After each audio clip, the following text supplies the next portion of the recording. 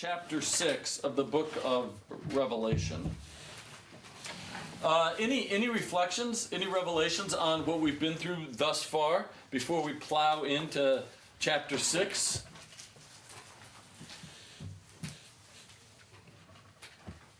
Liking it? Is anybody liking it? Two people are liking. Wow, that's not great. That's low, super low marks. It's really interesting. I can't say I like it. Isn't it interesting? But very interesting. It's interesting. What's interesting to you about it? Well, because I've read it before and I never got as much sense out of it. Yeah. There's a lot. Now, what's the core? Somehow we got a problem down here, but Brian and I are going to figure it out at some point. What is going on in the entire book? What's the tension that we're living with? Spiritual versus human power construct. Certainly. I don't know if I'd say spiritual, I'd say God. God. Right? Because God is spiritual, but God's not just spiritual, right? This is God's world. God is incarnational, and God is metaphysical, both, right? Caesar's only. So we have this tension, and the thing that's so completely interesting about it is this tension is so much part of every culture, right? We haven't been able to get over it, though some would argue we're better today than we had been. Some would argue that we're not better, and we're back to the same old thing. Hard to say. But John is reflecting on a moment in time. He's not making a prediction. He's reflecting on a moment in time. And the reason people are so into this book is because his moment in time does look like a lot of places where people find themselves at any given moment in time across the span of history. So, right? Okay, so let's jump in at chapter 6.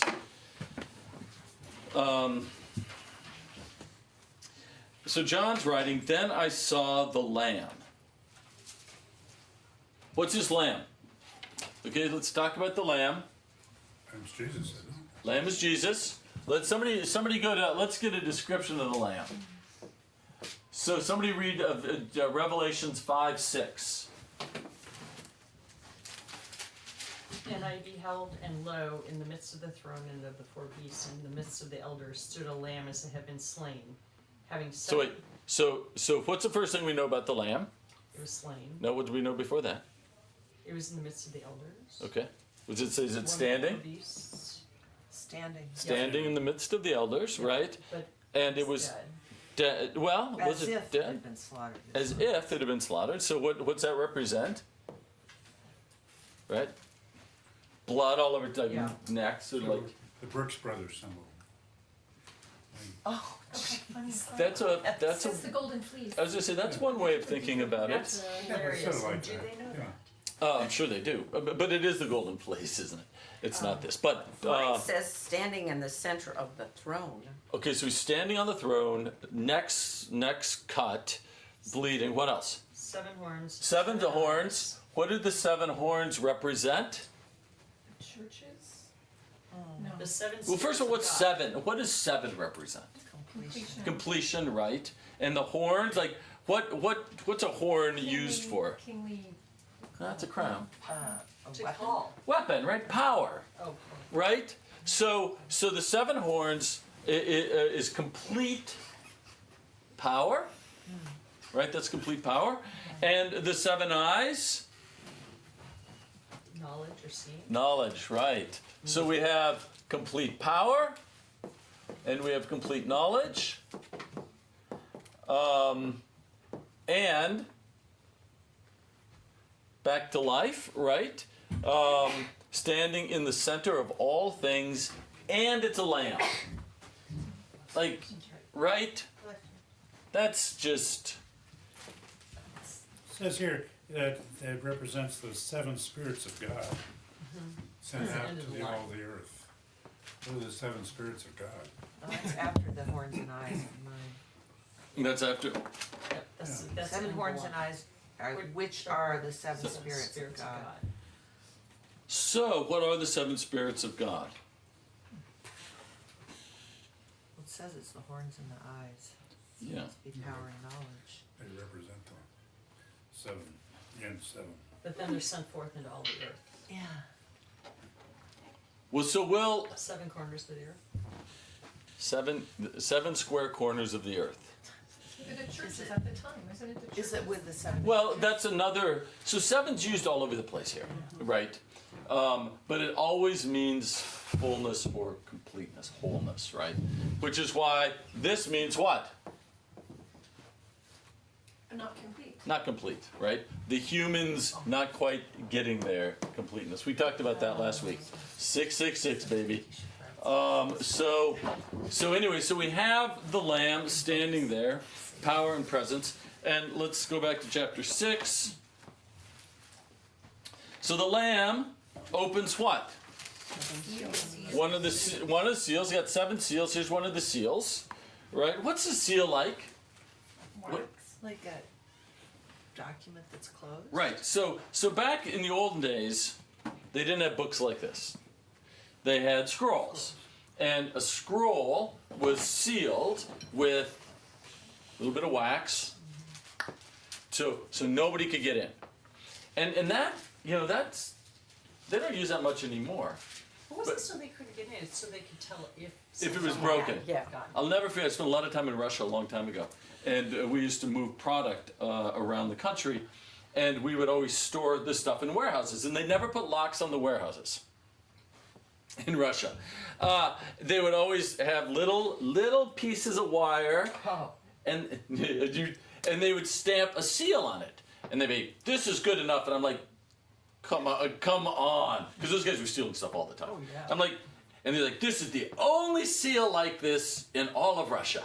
I'd be like, "All right, very good," but theoretically, that was enough to ensure safety. And this was opened by who? Who opens the seal? The Lamb? The Lamb does.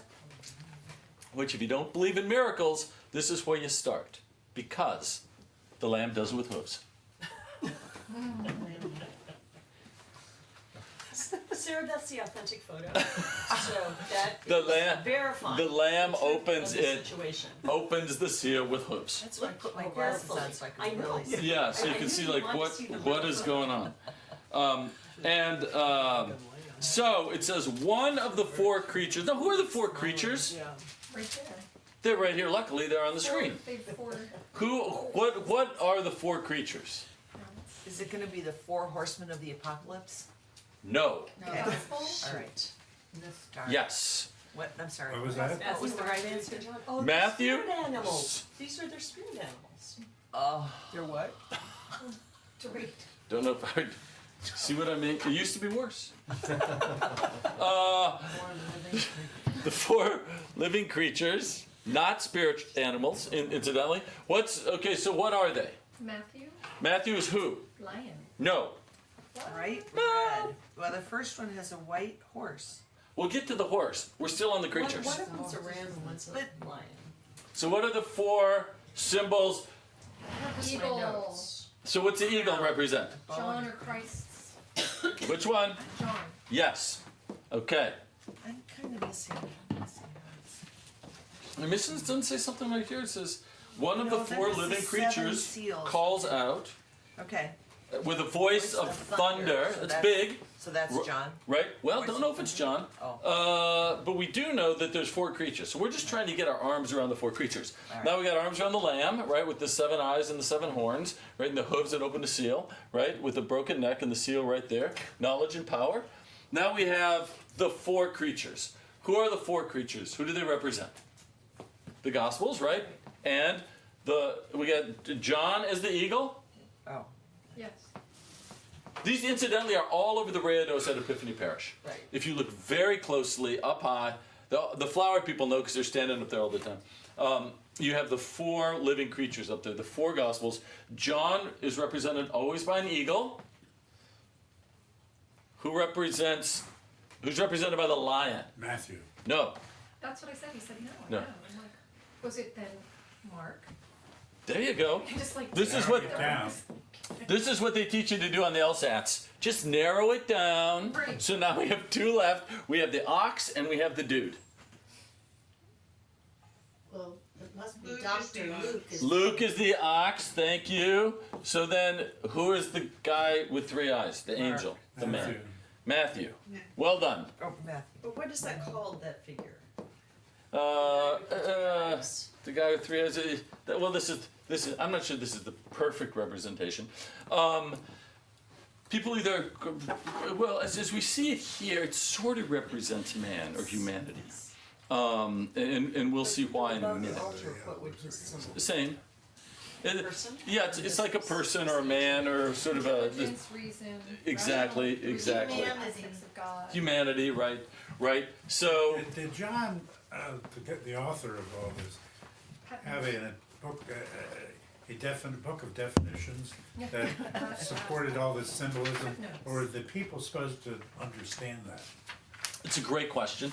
You know, I think honestly, the people, I would say, the folks got what he was talking about, right? Because the symbolism, you know, his representation of the symbols he was using was code for what was going on in the culture at the time. But in the same way that when we see the symbols now, we can pattern match them. You know, like World War II, they might have pattern matched some of the things that we're talking about here between the power of Caesar and the power of Jesus to what was going on with Hitler, right? Because we talked last week about the dragons, we talked about the Senate, we talked about them giving away the power, we talked about the chaos, we talked about the kings of the earth, we talked about religion underwriting Caesar, right? Those are things that people understood was happening at the time, and people also translate over time, yeah.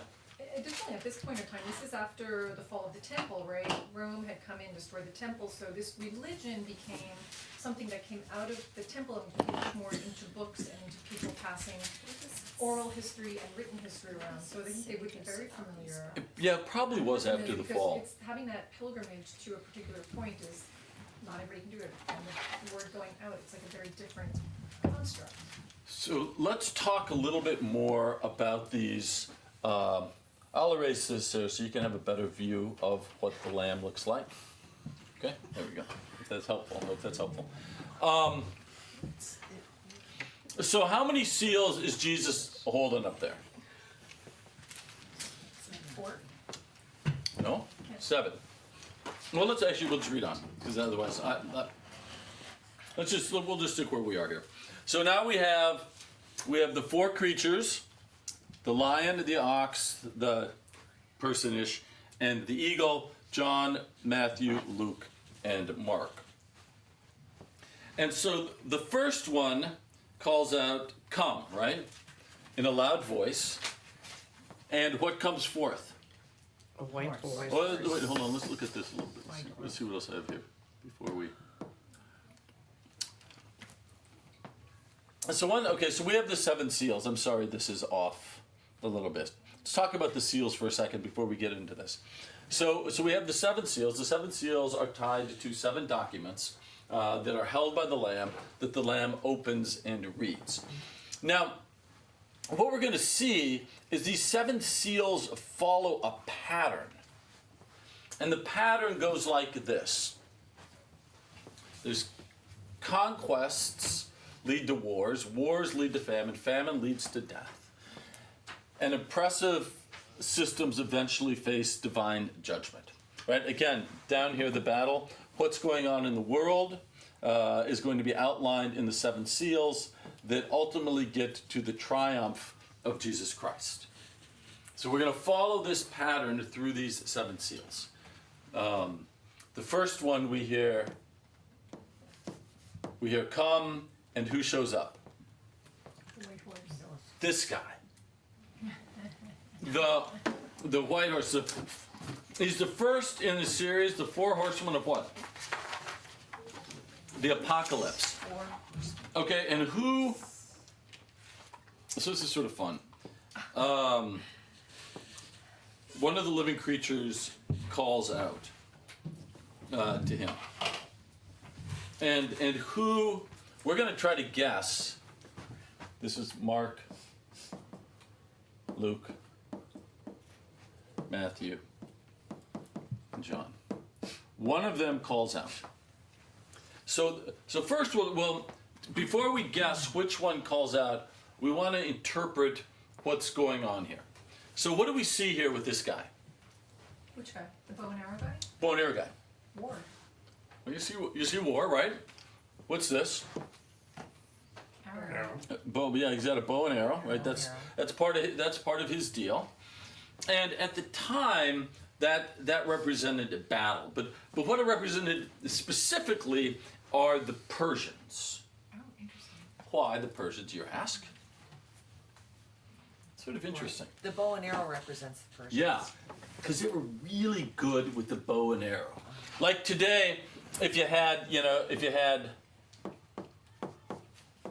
this flying up in the air, Drone. a drone you might associate with Ukrainians. Right? Those guys are killing it with the drones out there, aren't they? Right? So back in the day, the Persians got the bow and arrow as their so that was a scary thing, right? That sort of represented the war. And one of the fun things is that they were the Persians had just beaten Rome in a big battle in 53 B, and that sort of stuck in the mind as sort of hope that Rome could be overthrown. So we have and look, behold, a white horse. Its rider had a bow, and a crown was given to him, and he came conquering and to conquer. So that conquering and to conquer. What's that? What's going on with that? Separating the wheat from the chaff. Well, that's conquering, right? It was sort of a slogan. The Rome was conquering and to conquer, right? They were out there subjugating the world. Because remember, what do we remember about Rome at the time? What was their big slogan? Pax Romana. Pax Romana. What's that mean? Roman Peace. peace. Uh-huh. Roman peace. Which our definition. Right? It was by intimidation. Right, but there was no peace, right? Right. Because they were a culture and an economy of war. At the time of this writing, they were in Germany, they were in Britain, they were in Iran, they were fighting, or Persia, they were fighting all over the world, and they were conquering new territories all the time. Why? Right. Commerce, money. Commerce, right? Economic power. Right? It was all, their whole foreign policy at the time was transactional. There was no moral guiding principle except for one. What? Caesar. Caesar, right? There's always one answer, Caesar. And Caesar operated on a transactional model, but also he kept stability by always being off-footed by war, right? Uncertainty. So he, when there's a king, everything was about Caesar, everything was about transaction, right? And the power of Rome over anybody they subjugated. This was the myth.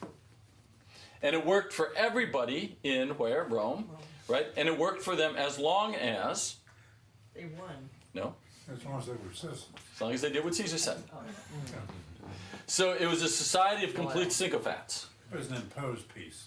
It was a completely imposed peace, right? Based on fear. And what was this Caesar's number one criteria for what gave an individual power? Number one criteria, the only thing. Loyalty. Loyalty. boy, we've never seen that. We have throughout history. If you study history, you see that all the time, Val, with dictators all over the world. They have one criteria: competence. No. No. Right. All of their hires are Loyal. affirmative action hires. Right. They have one criteria that has to be met to get the job. That's all. Loyalty. No, Caesar would never hire anybody as a priority of competence. It would always be loyalty first. If they happen to have some experience, that's a plus, possibly. But it's always that. So that was the case. And so they're out there conquering, they're out there fighting, they're out there driven by economic incentives, and you have the white horse with the bow and the crown, the king conquering. And this was all about imperialism. It was all about the expansion of the kingdom. That was the peace. The peace was the expansion. Does white signify something particular too? Yeah, you know, Is that peace and power? well, I would say it's purity, Yeah. right? This guy with the bow Or and arrow, rightness. Rightness. I thought you said represents Persia, who just Well, the went bow, battle no, against- well, the bow and arrow. Oh, it just represents Yeah, that was war. yeah, I see. that was their Okay. war. And in fact, at this point, Rome had probably come back and conquered Persia. Okay, So, all right, so it's just war. but yeah, it's war, it's conquest, it's victory. It's like a shorthand way to communicate a lot of information by using a symbol or Exactly. a few words. That in the popular That's all. culture they understood it. So we have conquest, we have kingly power, right? And you could even say that Rome had taken over the drone, right? I mean, the Ukrainians had it, but all of a sudden Rome was better with it, right? So you have the first horse of the apocalypse, which is the white horse of conquest. And so, conquest, power, kingly might, which of the four creatures would have been the one that called to that, to the first horseman? I think the lion. The lion, right? Kingly dominion and strength, right?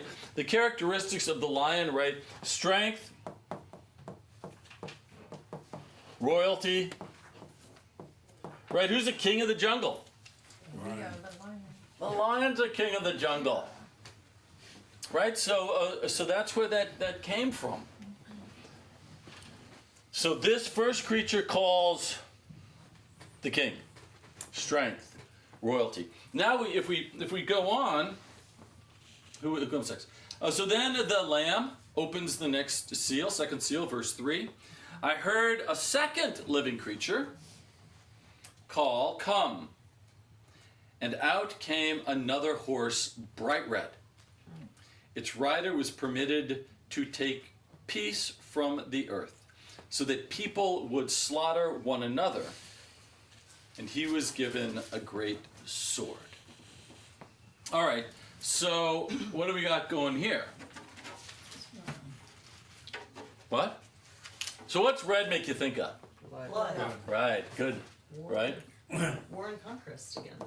Well, sort of. In a different Peace way. away from the earth, It's a little different. What's another type of war? slaughter. Pitting people against each other. Oh, ding, ding, ding, ding, ding, ding, ding, ding, ding, ding. And what happens in a culture where the leaders pit one another against each other? What happens? Civil War. Absolutely, every time, right? So to get loyalty, right? Leaders often pit one another against. But what happens with that? Civil war. What else happens with that? Over time, evolution. I mean, what do you mean? There's a lot Anybody of- familiar with Roman history in the year 69 AD? We were just talking about. Yes. You guys were probably texting about that on your drive here, but you didn't get the answer. You shouldn't text and drive. Right. Clips gone. Clip, what's the answer? I said Nero. No? No. Oh, the other lovely fellow. 4 emperors in 1 year. Constantine. 4 emperors in 1 year. Guess what happened? They kept killing them. They kept killing each other. 1 year. That's bad. That's not good. That's a lot of coins to have to keep making. I know, new coins, everything's. Yeah. Like inaugurations. But what also happens during this time of instability, right? It also bleeds out into the economy, right? And so there's massive inflation, and goods go up. The price of eggs soars. It means just scarcity. Scarcity. And scarcity is the thing, and then these other things are tangential. Right. Inflation doesn't happen. It's a result of the scarcity. Sure. Yeah. I mean, right. So scarcity, and if you're out there and you need to generate your sort of influence based on conquering, but you got to come back home to cover your rear because there's all of this infighting and civil war. then you've screwed up your economic model, right? And who pays when the economic model gets screwed up? People, Little guys. little The guys. citizens. That seems so wrong. Really? Huh. All right. So in the second one, we've gone from conquest to brutal internal power struggles, right? And the Pax Romana becomes very, very insecure. But also what happens when you see internal civil wars. We saw it with the Judas Maccabee when the Greek Empire was falling apart. You have rebellion out in the hinterlands, right? That's when they're like, hey, people are looking, They're at their weakest. they're looking really weak.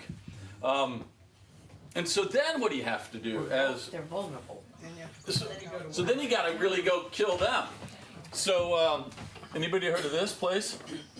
Yeah, yeah, I know what you're gonna say, yeah. And you got to kill them, and you can't kill them a little bit. They have to go off a cliff altogether. You got to kill them totally. Right?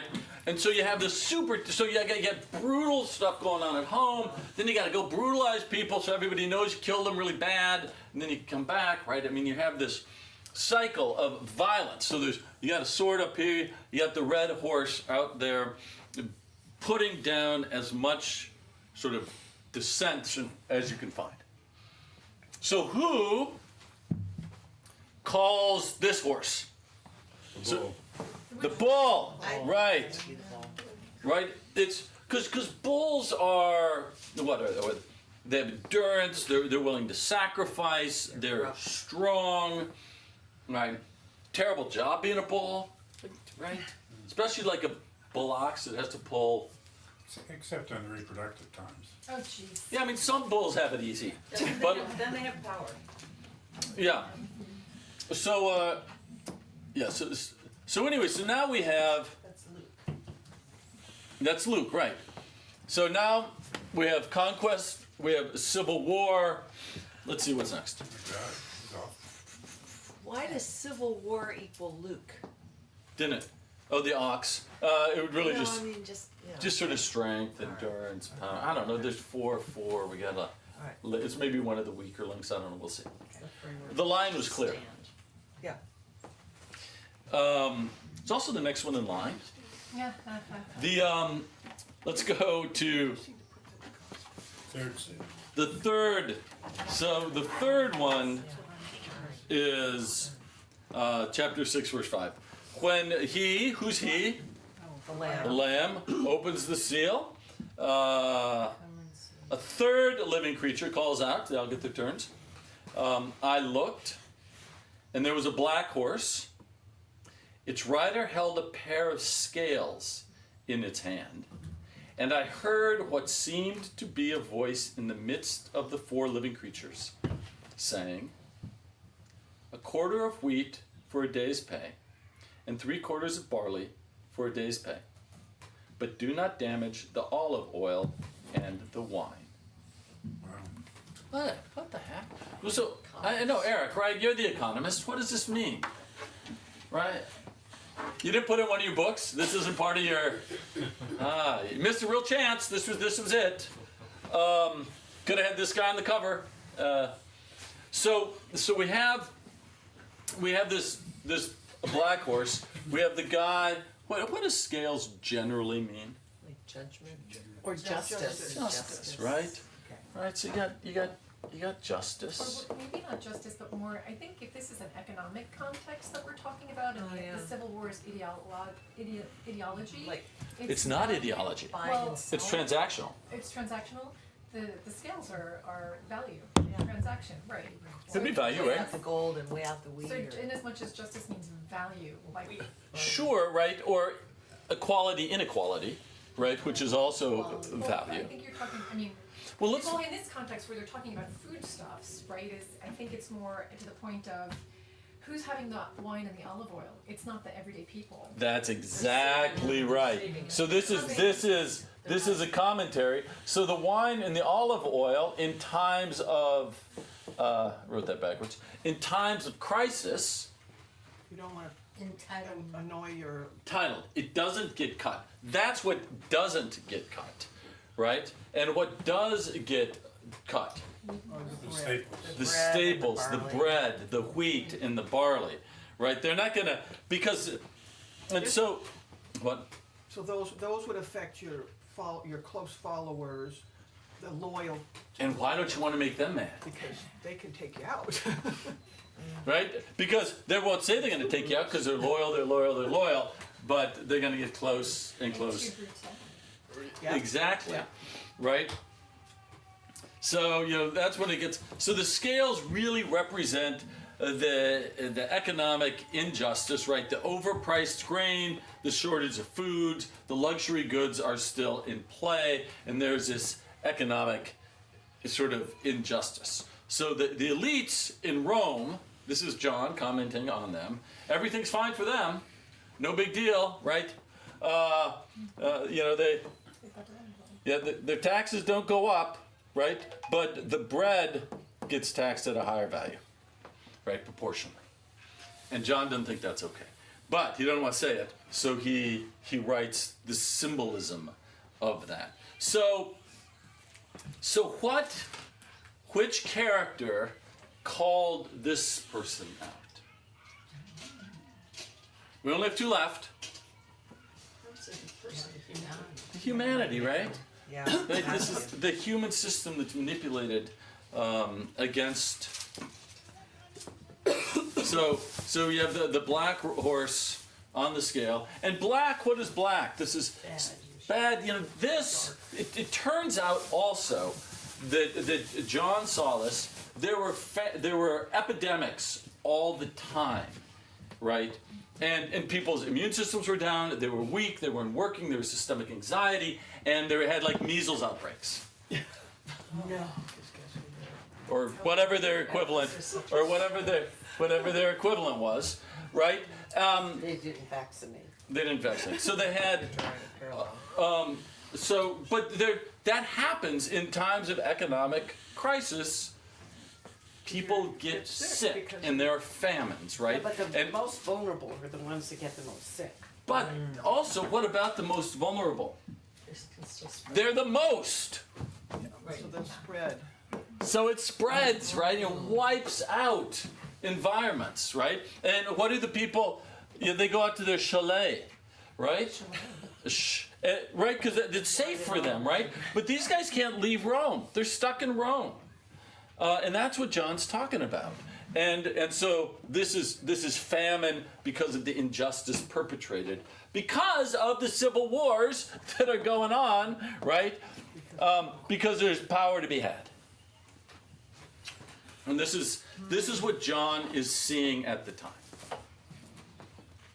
It's got an imagination. He does. Yeah. So then, he's very colorful. So now we have the three horsemen of the apocalypse. We have one more horseman Recording in progress. riding in. This guy. So who calls this guy in? Must be the eagle. John. John, the eagle that does, right? So let's read about this guy. This guy's sort of gross. The other ones are really delightful.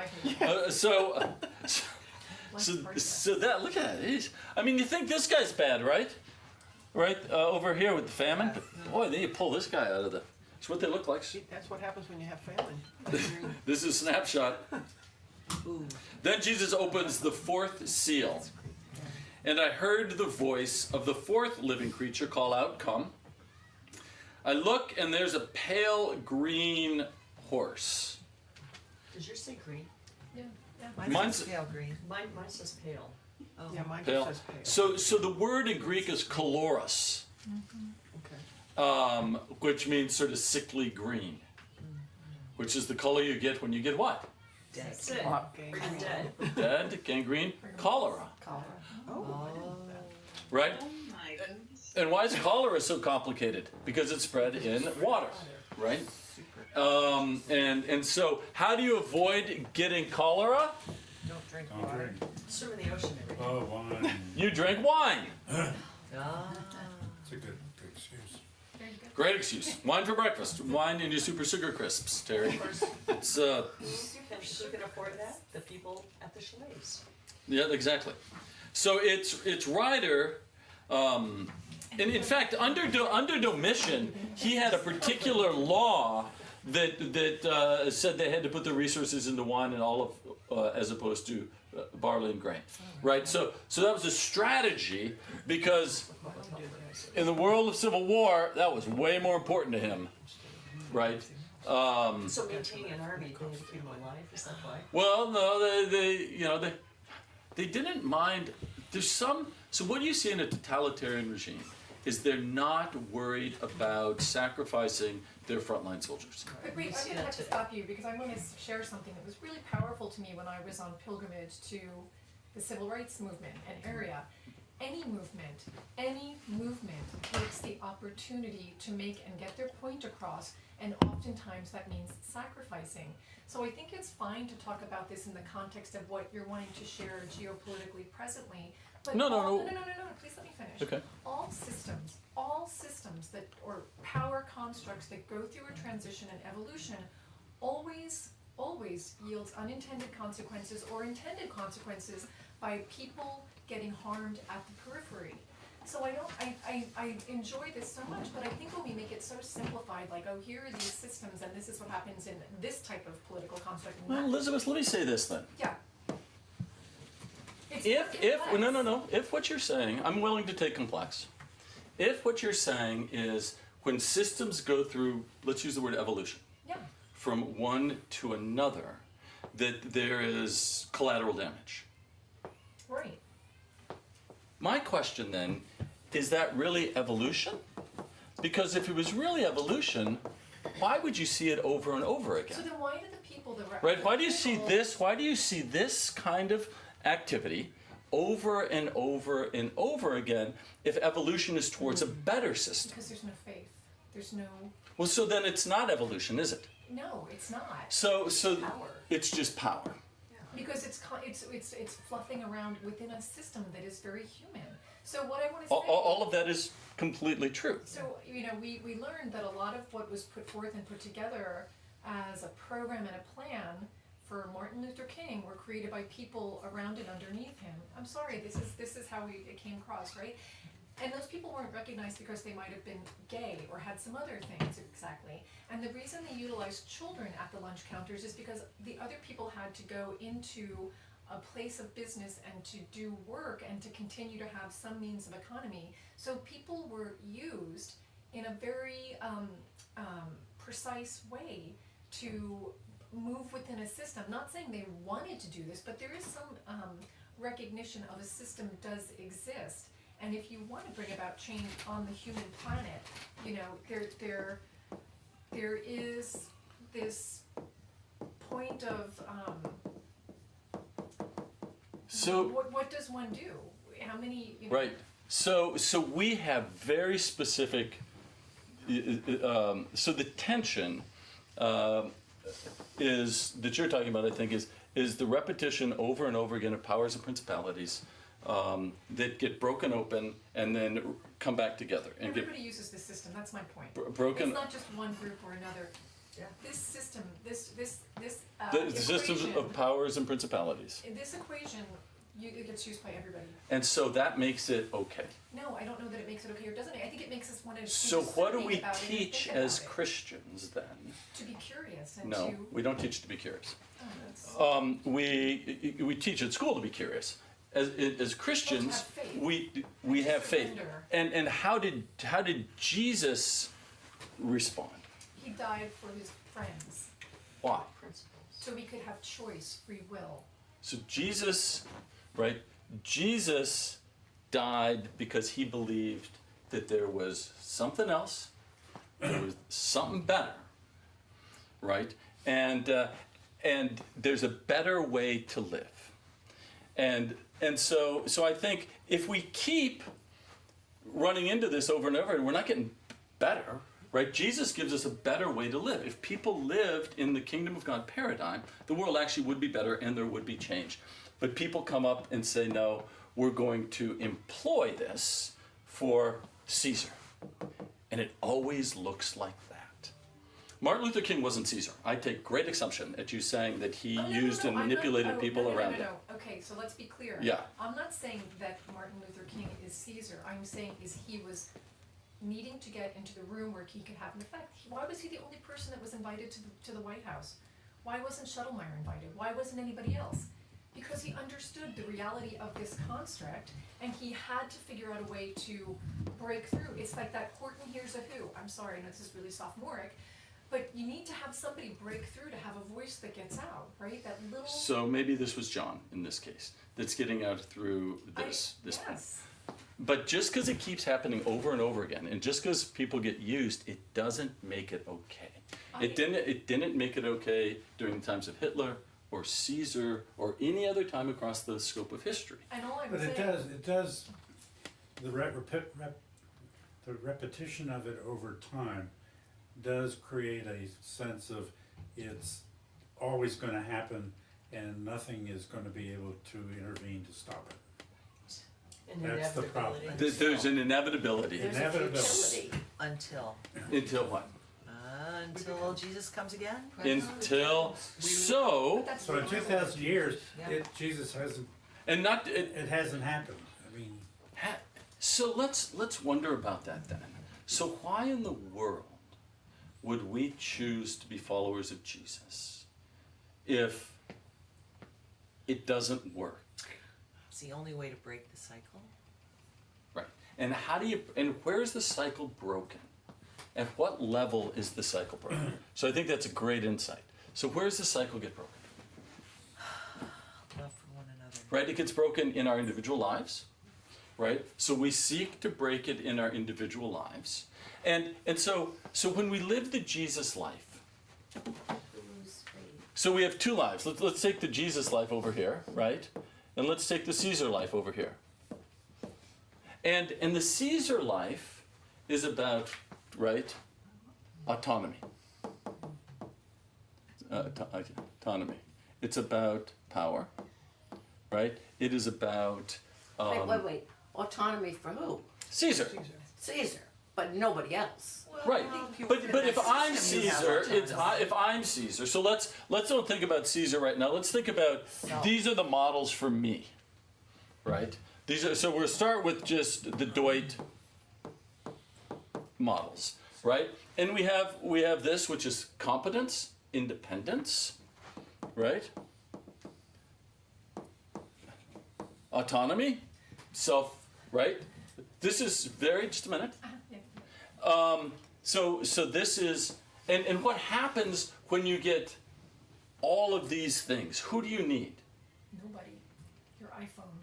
right? Who do you need, right? And so when you don't need anybody,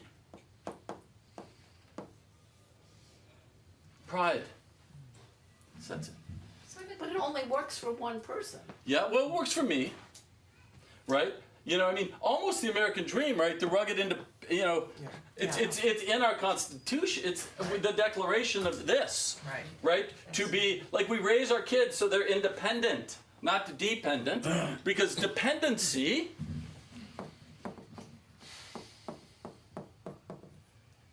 is what Jesus. Yeah, but taking care of others is implied.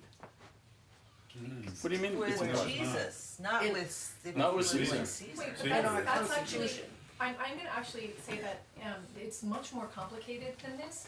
And I think for me, when you're talking about this, I like to put Jesus at the center, right? Prior to Jesus, you had, let's just talk about the context of where we've come from, right? You had Judaism. And Judaism is really held on these principles of laws and how one lives in community and so on and so forth, and good works, okay, when everything's perfect, right? And then we have Pauline, after Jesus we have Paul, and Paul talks to us about this more of an individual thing. So I think there is a tension and We'll get to community in a expansion. second. Well, there's communities everywhere, but these systems, what these systems do, and I think about, I can't remember what verse it is, But, you know, there's Jesus having some bread and whatever at a table, and a crumb falls on the floor, or whatever it is. The woman comes up and she wants to have something to eat. And he said, why should I feed the dogs when the children need to be fed? Speaking about the children of Israel versus the Gentiles. And she said, which in every economic system, you know, Even there's the always- dogs eat the crumbs. even the little dog, even the dogs get to eat the children's little crumbs. And I think that the problem or the concept here that I see That you're wrestling with. that I'm wrestling with, that I'm looking for a container for, is these systems, as failed as they are, right? Some of them yield good things, and people that are pursuing their Jesus-led lives are working within these constructs to move toward a more Jesus-like life and experience for them and their communities. And I think for me, sometimes the tension is, you know, when I speak to my Jewish friends and when I go, no, it's this idea of these laws, right? So these laws that function in a more transactional, I hate to say it like that, but maybe commerce driven, that's a little more based on, so Let's finish. Let me finish this Yeah, please. piece. And I don't want to complexify this. I just want to make this Very sorted. complex. It's It is and it isn't, right? I mean, we can move ourselves out of action by being hampered through the complexity of things that we can't get our arms around. And I just want to make this a little simpler for our thinking here. So the idea, my favorite Caesar to think about is who's that guy? Citizen Kane. Oh, yeah. Have you seen Citizen Kane? Oh, yeah. How did it end? Oh, he's alone. He has everything. He has an estate full of boxes that he doesn't even open. I mean, he has an Amazon addiction, right? And he's got one paid employee who's pushing him around, right? I've seen, right? Because he's completely independent. He's got it all, but he needs no one. And where is he? He's by himself. Now what I wrestle with, and I'm thinking a lot about this, is dependency. And the question I would ask us to think about is, who are we really dependent upon? Possibly, right? But so one thing, like, Each other. so one thing that's really interesting, in poor communities, where people don't have a lot of money, in community, somebody gets sick in your house, what do? You bring them food. You literally bring them food, right? So somebody's in the hospital and you got a kid at home, where's that kid go? Neighbor, relative, right. And so poor people that don't have a lot of resources, right? Your house forecloses, where do you go? You're foreclosed on, right? You can't afford it, you go to your neighbor, right? So when Jesus talks about dependency, he's talking about dependency on God. But poor people understand dependency differently. Because rich people, like Citizen Kane, Don't need other people. don't need other people for food. Right. Uber Eats, Right. somebody take them to the doctor, caregiver to go with them, right? They are dependent on no one. So that's why, not to say they have to be, not to say they're that way because they're rich. They don't have to be that way, right? Rich doesn't necessarily equal independence, but it can, right? Isn't there a cultural difference? Like that maybe that person who is, some people think of dependency as bad and Yeah. others We think it's do. good. Yeah. Like, I was raised with dependency as bad. Like, that was part of the core operating culture in which I grew up. Independence, good; dependency, bad. But humility, dependence, like, what are we really dependent upon? This is why Jesus says it's harder for a rich man to get through the eye of a needle than a camel. This is not a reflection on rich people. It's a reflection on dependency. What are we dependent upon? Right? What are we really dependent upon? And so that's why some people don't even like coming to church, because it requires something of you. What does going to church require of you? Interaction with the other people. Maybe, And not necessarily. following someone else's rules. Yes, following somebody else's rules for sure, like that darn liturgy. It also requires Sunday at 8:45, so you don't get to pick your time when you want to do church, right? So being dependent upon anything can be completely irritating in the culture in which we live. And so the spiritual life is to realize our dependence on God. Right? Our complete dependence on God. Do you think Jesus could have broken out of the Garden of Gethsemane?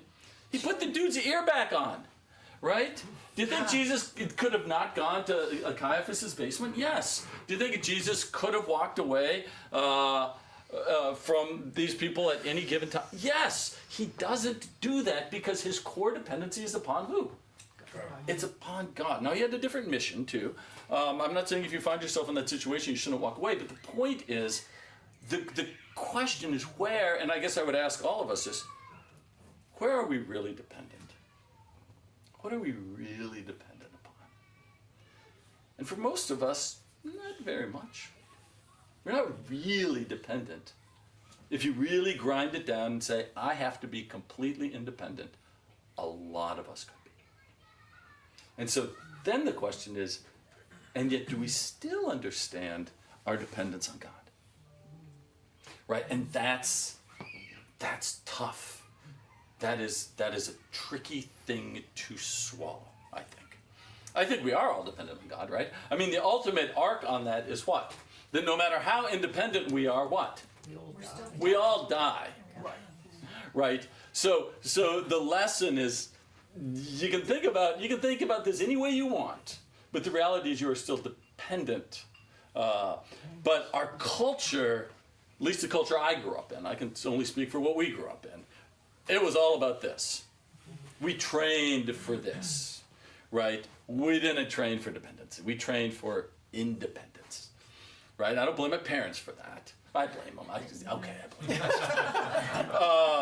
them. But so this is a complicated thing for us, and this is individual. And then we can get into what this means for culture, what it means for society, right? You can think a lot about. If you think about these in very simple things, one's pride, one's humility, right? Dependence, independence, right? And this is about growing up to be like Caesar, which is how we grew up. It's a complicated idea. Well, it's And also in that- about the power of the state versus the power of each of us. Well, we haven't even gotten to that point. I mean, this is just the individual one. We can get to when you that next.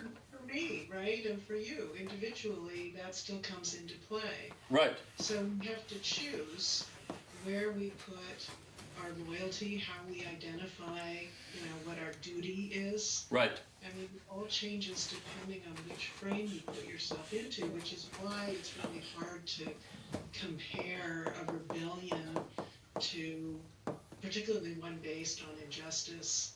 We can do the same exercise. We did it with Deutsch before, but we can do the same exercise with a government, right? The kind of government that Caesar created.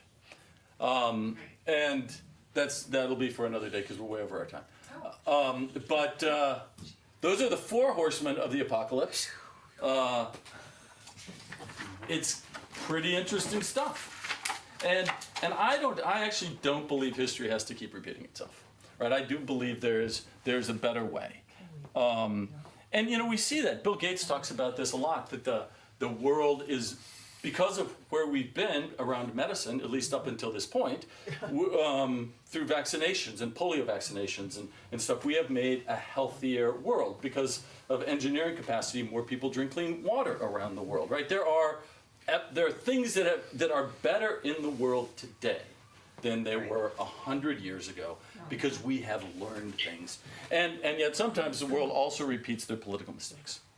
Possibly. Doesn't Jesus expect us to be independent and take care of ourselves while at the same time we are to reach out to other people who may need things? Because someday I might need help from that person. Possibly. Quid pro quo? No, I wouldn't say that's transactional. No, I wasn't thinking that. I No. wasn't thinking that at all.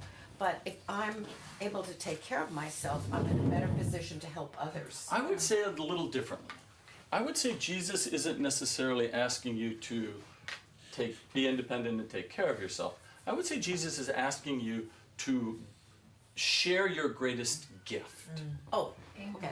And your greatest gift might not completely make you, it certainly would make you dependent from an angle, right? So somebody else is growing the grain for you, but you're putting art on their walls, right? Keep painting that, right? He doesn't want you painting and growing grain and, Yeah, but that's so I can eat. So I need to eat to keep painting.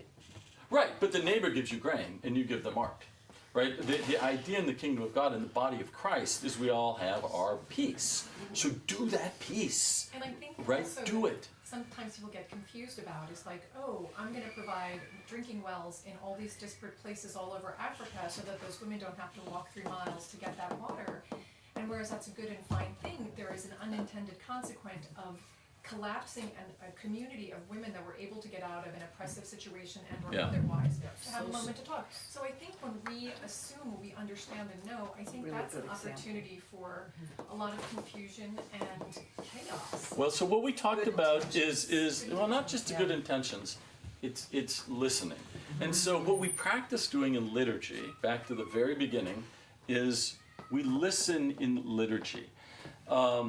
And one of the things that you see this with philanthropists. There's philanthropists that go in and say, this is what you need, this is what we're going to do, this is the report I need, I want you to do it. There's also philanthropists that you hear great stories about somebody getting a telephone call that they just got a check for $20 million and they can do with it whatever they want. And that's somebody who is like dependent, right? That's somebody who's not enforcing their will on the outcome, right? They're just saying, because what's the gift of the person to just give away $20 million? What's their gift? Free will. No. What's their It's gift? meeting the need. What's their gift? They're being dependent and trusting on. Their wealth. Their wealth is their gift, Okay. right? And so when you have a rich person giving away the money because they actually don't need $20 million. Like they for whatever reason happen to. happen anymore. Well, it does. It There's a happens couple. more than- All It happens the more than you time. think. I mean, honestly, Yeah, it's not but then there's some all- folks that have $1 trillion and don't do that, right? Because they don't recognize their gift. So when people recognize their gift, they go, "Hey, you keep it, 20 million, whatever. Don't send me a report. Do whatever you want with it." That's representative of their understanding of their gift, and it just made getting through the needle for them a lot easier. Because they understood their gift. It's not the money was bad. That's not the point at all, right? They understood their dependence on the broader community. And that's the key. As opposed to Caesar, who controls, they're like, yeah, here it is. I got it. It's sort of like doctors on an airplane. What do they expect doctors to do on an airplane if somebody's sick? Good Samaritan. Good Samaritan. That happened, haven't you? Right? So it's Kristen. And she's always like, oh no, crap, oh no. But why do they get up and go? It's their gift. Because it's your It's job. woven, but it's who also you are. it's Woven woven into the into culture. their culture of that. Right. Like it's not necessarily woven into money making to give it away, but it is woven into medicine that if somebody's sick, you gotta go help them. Obligated. You are obligated. So anyway, let's leave it with a prayer because I don't want to keep everybody. I'll catch up with you. I'll catch up with you Can we talk afterwards. about Genesis 50, 19 through 21? No, we're not going to. God, for time together, for the blessing of this book, for the revelation that it opens in our heart, we are so grateful. We are grateful to you for the blessing of this community. In Jesus' name we pray. Amen. Amen.